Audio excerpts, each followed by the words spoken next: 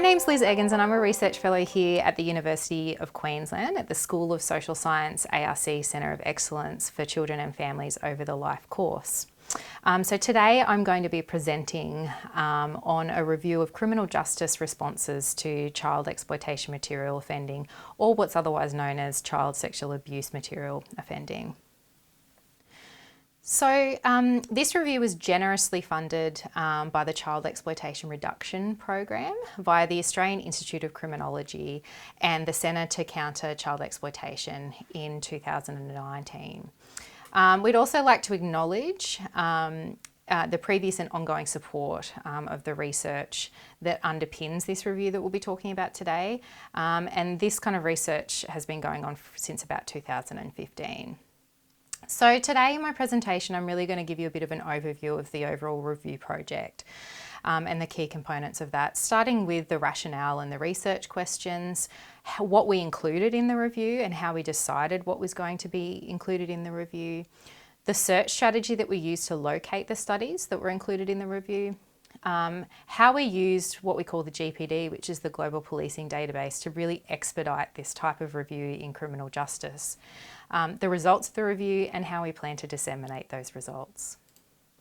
Okay, so to set the scene of the review, there's a really large body of empirical research in the area of child exploitation offending, or child sexual abuse material offending, as what a lot of other people call it.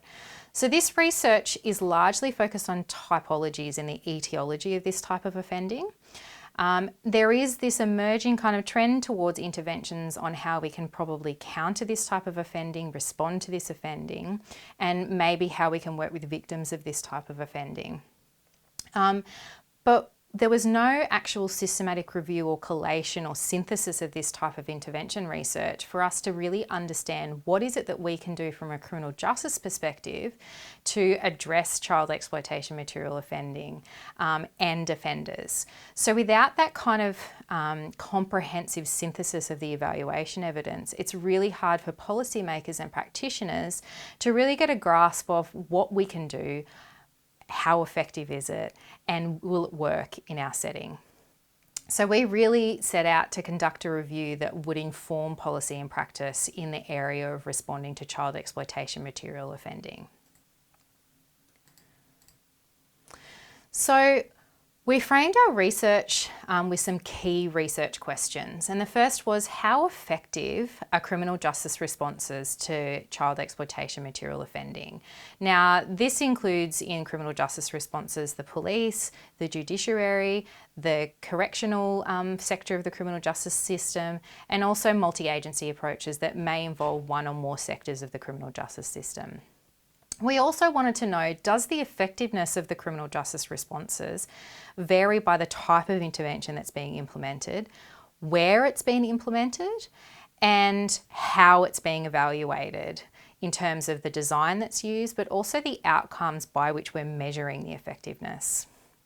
And our final kind of question, and this was really to drive the future of the research in this area, was which interventions, outcomes and geographical locations and criminal justice sectors have been rigorously evaluated, and where are the gaps? So where should we be prioritising our research moving forward in the area of child exploitation material offending?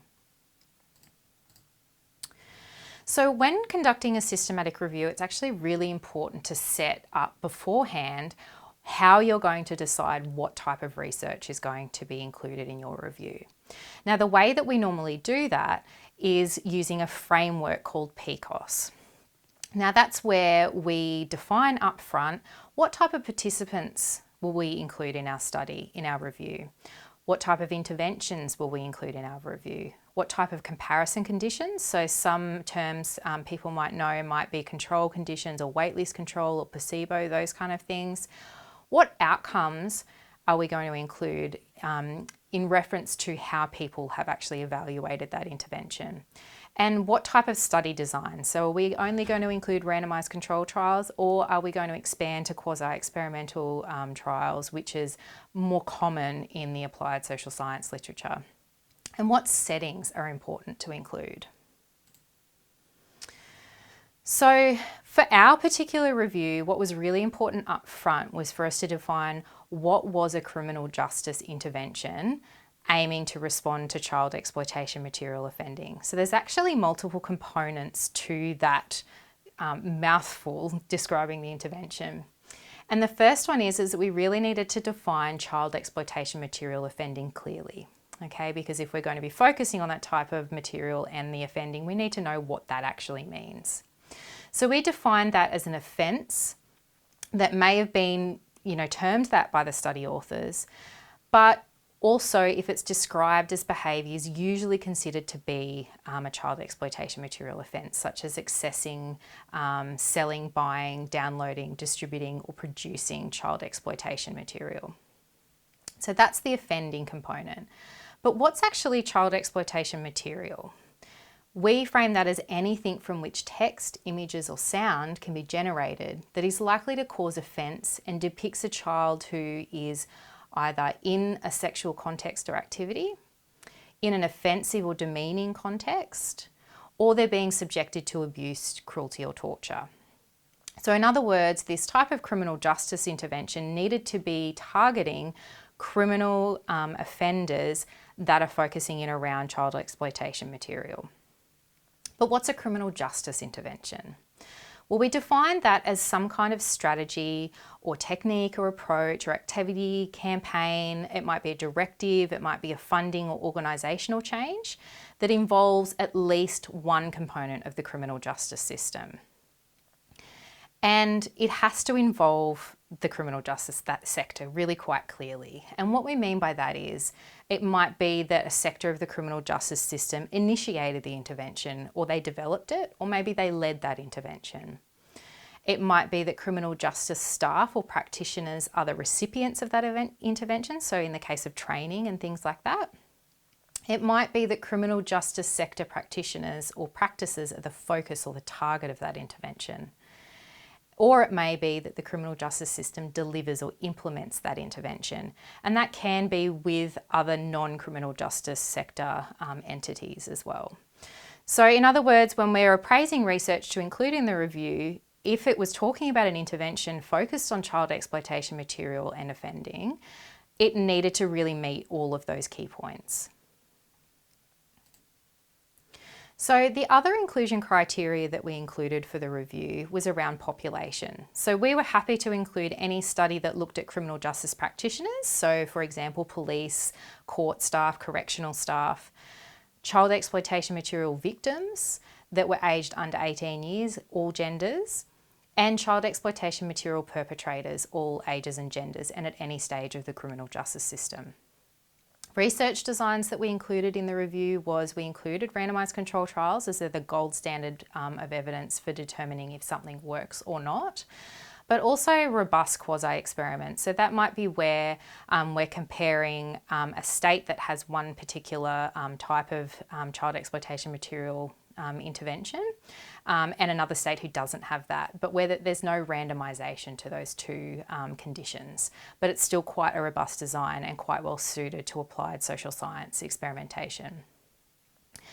In terms of our comparators, we were happy to compare outcomes on an intervention to people who received no intervention, business as usual, an alternative treatment, or a waitlist control. In terms of outcomes that we would include in the review, which is related to how that intervention is evaluated, we didn't place any limits on that. We were really interested on offending outcomes, criminal justice outcomes, it might be criminal justice practitioner outcomes and victim outcomes.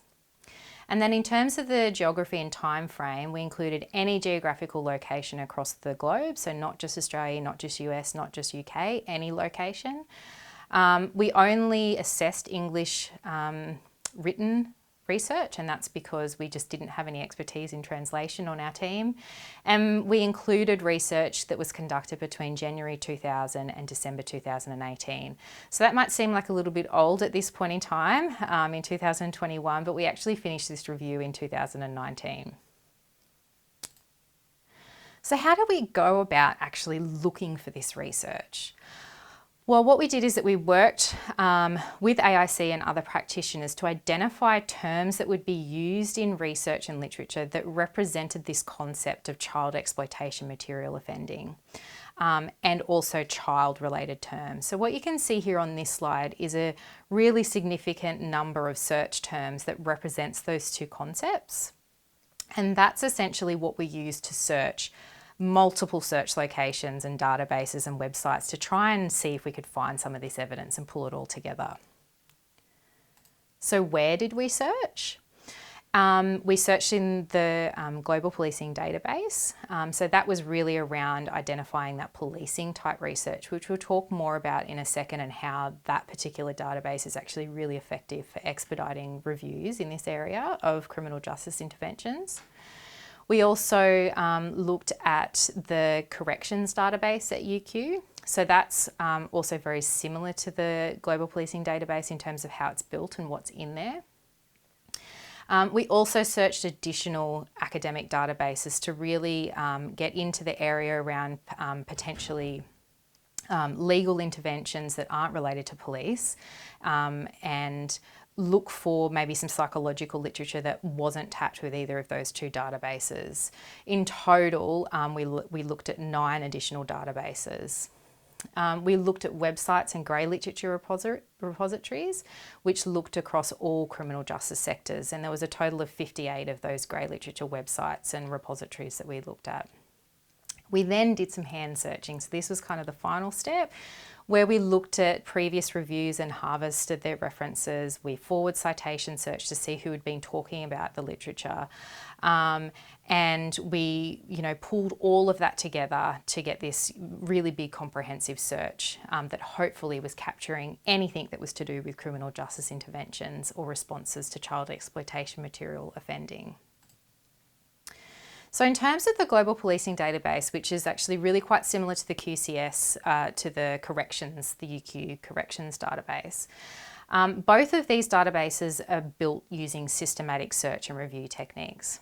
So essentially what we want to try and do is build this really big database of comprehensive evaluation literature, and in the GPD, that's related to policing. So in other words, we want to capture every single intervention that's been evaluated that's to do with police or policing in some way. Now, to do that, we need to conduct a really big search. And you can see here on the website that, on the slide here, that there's a link to the website that can really describe, and you can go into detail and have a look at the Global Policing Database and see how it's being built, see how it's being used by practitioners and researchers. But in terms of this particular project, the reason why it's such a good resource is that the Global Policing Database search strategy covers over, close to 200 search locations. And once we find that research, every single record we identify goes through a systematic screening and sifting process, so that what we eventually end up with in the actual database is high quality impact evaluations of interventions relating to police or policing that are assessed to go on any outcome. So not just crime and disorder outcomes. So that really allows us, we can then search in that catalogue of interventions using systematic search terms for other reviews like this one to really expedite that systematic review process and come up with a really high quality systematic review in a particular area. So in terms of the Global Policing Database and what it looks like today, it's definitely a moving feast, but this slide here really gives you a taster of the level of work that's gone into building a database like this and why it's so valuable for conducting future systematic reviews.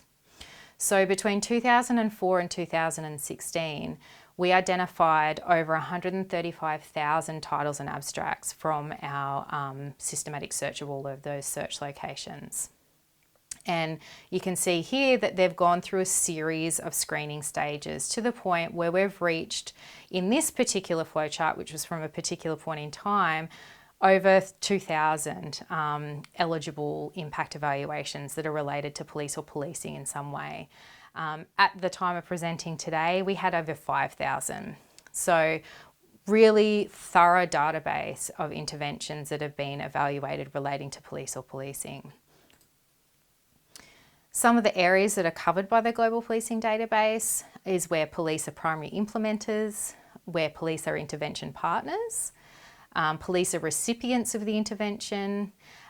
Police-related factors and their impact on outcomes, so it might be around human resources changes or organisational structure, but also evaluation of police tools, techniques and technologies.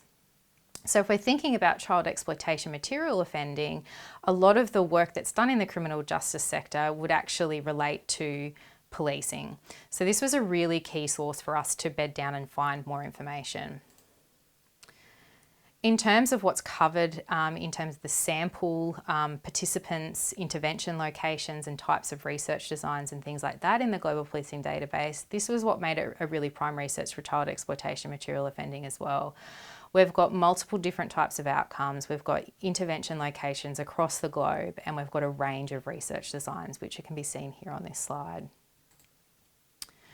So we use the Global Policing Database to expedite systematic reviews along with the UQ Corrections Database, which is built in a very similar way but is focused on correctional interventions. And we do this by saving time and cost on staffing for those initial stages of a comprehensive systematic review, which can sometimes take up to 6 months. And the reason we can do that is because we're searching within what's already been known and processed systematically and identified to be impact evaluations that have been done quite rigorously in the area of policing or in corrections. So what we end up with is a really small corpus, but a really high quality corpus of evaluation research, which we can then search in comprehensively and end up with a much smaller pool of studies to work with at the start. So by way of example, those child exploitation material terms that we had on an earlier slide, if we had searched all of the search locations that are included in the Global Policing Database, rather than searching within the Global Policing Database, we would have come up with nearly 17,000 titles and abstracts to process for this particular review just on policing. But when we apply the child exploitation material terms within the corpus of eligible interventions that are in the GPD, we end up with less than 1,000 search hits. So in other words, we've only got about 1,000 things to sift through to see what's relevant for policing responses to child exploitation material offending. So in terms of overall for the search for the child exploitation material offending review, once we kind of pulled all of the search results across the Global Policing Database, the corrections database, but also our supplementary searches to pick up more legal literature and some of the multi-agency literature, we ended up with just over 20,000 titles and abstracts to sift through for relevancy to this particular review.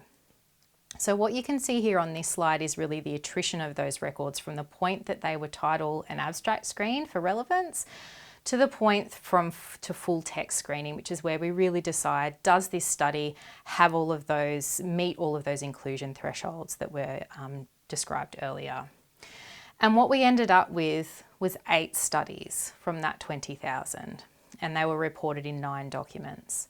Now, those 8 studies were impact evaluations of criminal justice interventions for child exploitation material offending or offenders.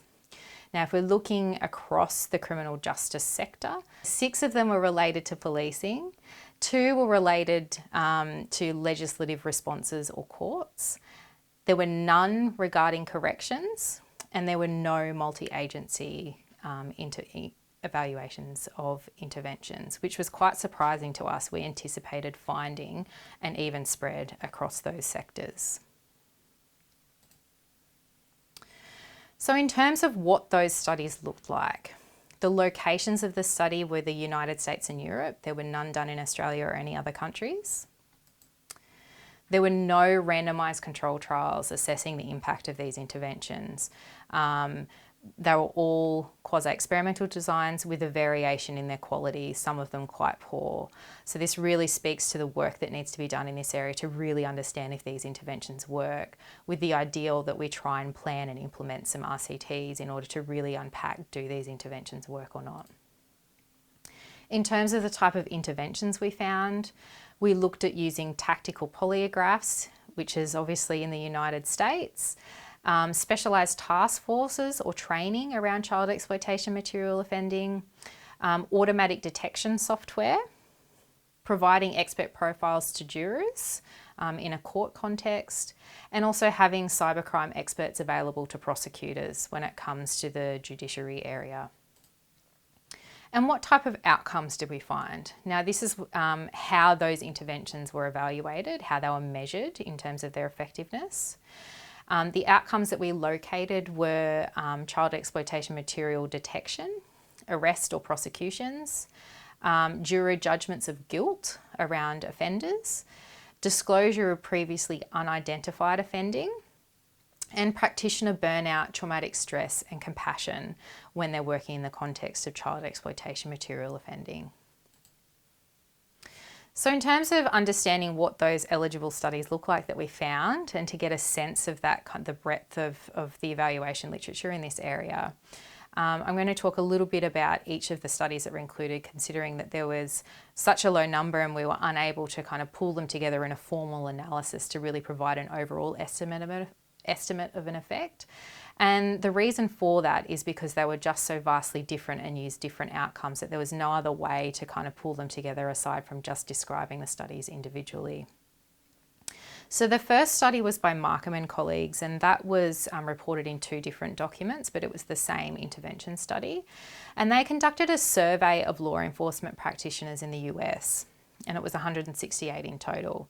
And what they did based on responses to that survey, they divided participants into whether they had a designated cybercrime task force for CEM, or whether they had training around cybercrime investigations versus no training in the context of CEM.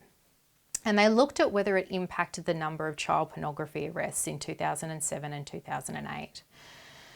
What they found was that designated cybercrime task force or department increased the number of child pornography arrests, but specialised training in cybercrime did not increase arrests. So the second study in the policing sector was by Wells in 2003, and again this was based on a survey. And this was where the survey of the US law enforcement agencies was used to identify a sample of internet sex crime against children where an arrest was made, and then a sample of internet sex crime against children cases where there was no arrest made. And what they found was that investigator training versus no training significantly predicted search, computer seizure, and degree of law enforcement action in the entire sample of cases. So in other words, whether or not an arrest was made, those having training really increased that investigation and detection activity. So the third study was by Brady in 2017, and they again also used survey data. Using the US Internet Crimes Against Children Task Force staff as participants. And they examined if working undercover impacted staff secondary traumatic stress, burnout and compassion in comparison to staff who'd not worked in an undercover role in the context of child exploitation material offending. What they found was that working in an undercover role didn't significantly impact secondary traumatic stress, or the level of burnout, but it did significantly predict the satisfaction that staff felt about their compassion towards victims. So the fourth policing study was by Pearson and colleagues, and they evaluated live software that integrates artificial intelligence and machine learning to automate the identification of child sexual abuse media, and it was called ICOP. And they found a high degree of accuracy for this type of software for detection, and that it was complementary to investigative workflow when they examined what police officers thought of this. The fifth study was by Burke and colleagues, and this is where they looked at tactical polygraph, which may not be, directly relevant to Australian context because we don't use polygraph, but it really gives a sense of how other criminal justice agencies are responding to child exploitation material offending. And they looked at when in the case investigation period they use polygraph, whether that impacts the type of information that's revealed by offenders. And they used a sample of 127 child pornography suspects that had no known history of contact sexual offences. So the proportion of suspects that disclosed offences was higher when the offenders were polygraphed at 3 to 4 days post-execution of the search warrant. compared to offenders polygraphed on the same day. So the argument here being is that as time passes after the search warrant has been executed, is that there may be some reflection and maybe some guilt that might lead to more disclosures. But that was muddied a little bit by the fact that 1 to 5 days after the search warrant was round about the same as the 3 to 4 day mark. So Burke and colleagues examined the tactical use of polygraph at varying time points after first contact with police in the context of child exploitation material offending. And they looked at whether when the polygraph was used from the point of the execution of the search warrant, how that impacted the level of information and the type of information that was disclosed by 127 child pornography offenders who had no known history of contact sexual offences with children. So the proportion of suspects that disclosed offences was higher when offenders were polygraphed 3 to 4 days after the execution of the search warrant. Now that's compared to offenders that were polygraphed on the same day of the search warrant, which was around 56%, or 1 to 5 days after the search warrant was executed. So interesting finding that there's this particular day which is muddied a little bit by the fact that 56% was a 1 to 5 day categorisation, which kind of includes the 3 to 4 day mark. But shows how, where you use those tactical investigative responses can depend and can influence what type of information is disclosed by offenders. So Davidson and colleagues, again, a survey with police from the UK, Ireland, Italy and Netherlands, examined whether specialised training in computer-mediated crimes against children impacted whether they had more knowledge of legislation in the area of child exploitation material offending than those who'd received no training. So the same pattern of results were found for international legislation and national legislation, in that generally when you've had training, your knowledge is higher. Okay. So the last two studies are around judicial and legislative interventions to child exploitation material offending or offenders. So Alison and colleagues used a survey of citizens and police officers to examine whether two different types of expert profiles impacts how guilty offenders are judged to be. So respondents were asked to rate the guilt of an orthodox and an unorthodox CEM offender. So either the stereotypical kind of isolated, strange looking person that is the stereotypical offender versus the one that doesn't stand out, that seems to be quite normally functioning in everyday life. They were then presented with an expert's profile that either matched the profile that they were given or didn't match the profile that they were given. So respondents tended to downgrade their guilty rating for the suspect that aligned with their profile. So in other words, if it agreed with their profile, they tended to downrate their guilt. So this really shows the importance of how data is presented and how information and expert testimony is presented and how that can then impact how evidence is interpreted. So Buzzell, the second study in 2007, they used data from the National Prosecutors Survey in the US. And they examined factors that predict whether or not a practitioner had prosecuted or would prosecute a child pornography case. And what they found was that having a budget for experts was associated with more child pornography prosecutions than when there was no budget for consulting experts. So again, that highlights the importance of having resources within criminal justice agencies to respond to this particular type of crime and how that can then impact the type of outcomes that we get for these types of cases. So what about the actual state of the evidence? So our third research question really wanted to kind of map the state of the evidence and find out where those gaps were and what needed to be filled with future research. So as you can see here on the graph, we've got what's called an evidence and gap map. So on the bottom axis, we've got the types of interventions that we were kind of expecting to see in the review, with a little bit less finer detail for the ones that we didn't find. So here we can see we've got lots of investigative type responses, and towards the end we've got things like corrections, focus and multi-agency interventions. So obviously there's a much more finer grained categorisation of interventions within that corrections and multi-agency approach. But because we didn't find any studies in those categories, we've kind of lumped them together. So you can kind of see that there's a real evidence gap there in looking at the effectiveness of interventions from those sectors. And then on the left axis, we've got the types of outcomes that have been used to evaluate these criminal justice interventions for child exploitation material offending. So what we can see here is that we've got a list of all the possible outcomes that we thought, or categories of outcomes that we thought we might come across.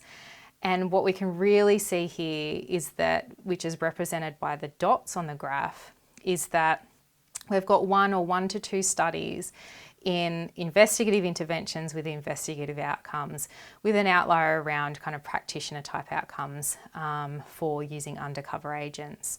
So there's a real dearth in the literature in terms of victimisation outcomes, in terms of victim psychosocial outcomes, perpetrator psychosocial outcomes, sentencing outcomes, dismissals, convictions. All of those really key outcome indicators for the criminal justice system is that we don't really have much of an understanding around what works for responding for child exploitation material offenders and offending.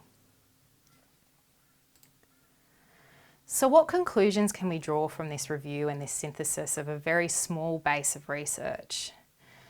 What we noticed that when we were sifting through those 20,000 records that we first identified with our search is that there's lots and lots of research that's describing interventions that are happening or that are going to happen.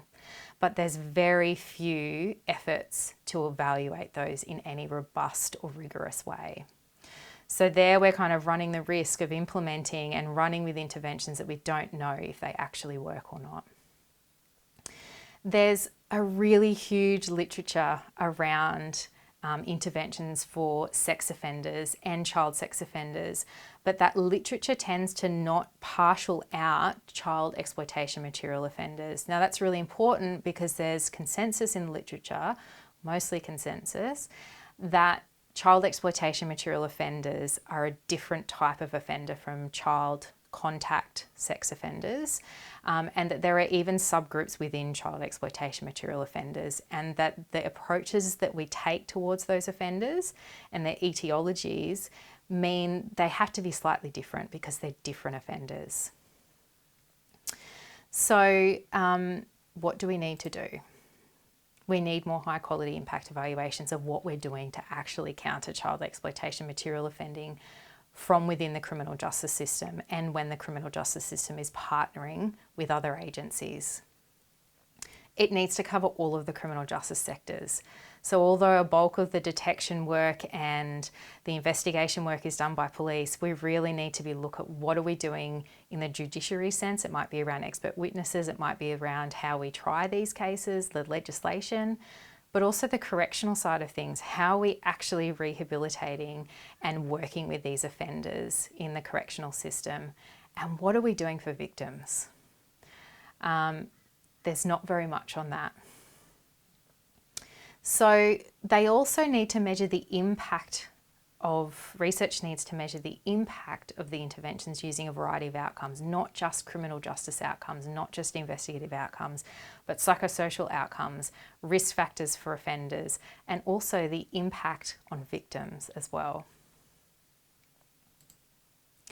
So if you want to know more about this particular review and you'd like to dig in with a bit more depth into the very kind of surface level summary that I've given you today, there will be a Trends and Issues paper that will be published on the Australian Institute of Criminology website very soon.